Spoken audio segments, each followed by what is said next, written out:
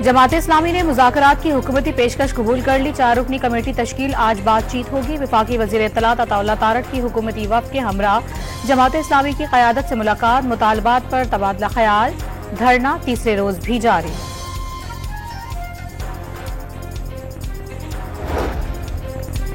तहरीक इंसाफ का हुकूमत से बराह रास्त बातचीत से इनकार। तहरीक तहफ़्फ़ुज़ आइन के सरबराह महमूद खान अचकज़ई की तरफ से तजवीज़ आई तो गौर किया जाएगा। बैरिस्टर गौहर का वफाकी वजीर मुसद्दिक मलिक के बयान पर रद्द अमल।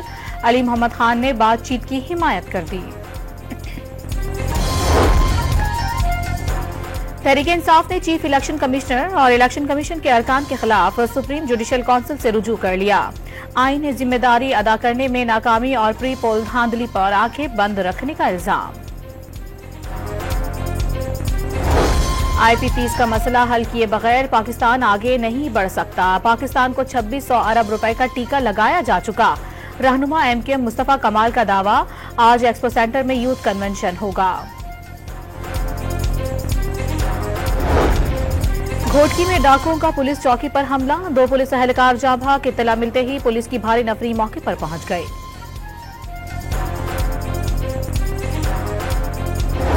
लाहौर के इलाके बरकी में मकान की खस्ता हाल, छत गिरने से एक बच्ची जान से गई, बच्चा जख्मी हो गया। लाश और जख्मी बच्चे को सर्विसेज अस्पताल मुंतकिल कर दिया गया।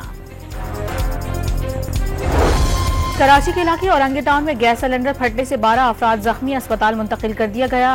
जख्मी होने वालों में खवातीन और बच्चे भी शामिल।